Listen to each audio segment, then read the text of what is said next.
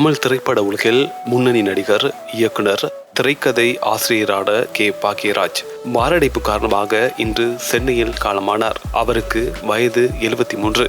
உடல்நலக்குறைவு ஏற்பட்டதை தொடர்ந்து மருத்துவமனைக்கு கொண்டு செல்லப்பட்ட நிலையில் சிகிச்சை பலனின்றி உயிரிழந்ததாக தகவல்கள் தெரிவிக்கின்றன.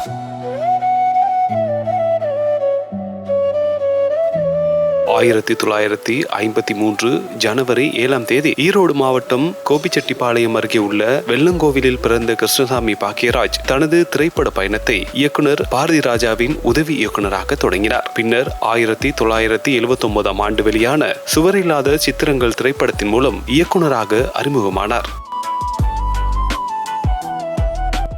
அதனைத் தொடர்ந்து நடிகர், இயக்குனர், தயாரிப்பாளர், கதை, திரைக்கதை மற்றும் வசன ஆசிரியர் என பல்வேறு துறைகளில் தனது தனித்துவமான முத்திரையை பதித்தார்.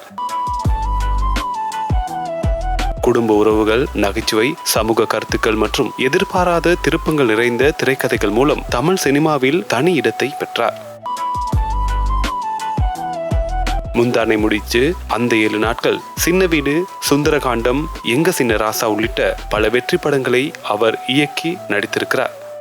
தமிழ் சினிமாவில் சிறந்த திரைக்கதை ஆசிரியர்களில் ஒருவராக போற்றப்படும் பாக்கியராஜ் தனது படைப்பாற்றலால் பல தலைமுறை ரசிகர்களின் மனதில் அழியாத இடம் பிடித்திருக்கிறார். அவரது மறைவுக்கு திரையுலகினர், ரசிகர்கள் மற்றும் பல்வேறு துறையினரும் இரங்கல் தெரிவித்து வருகின்றனர்.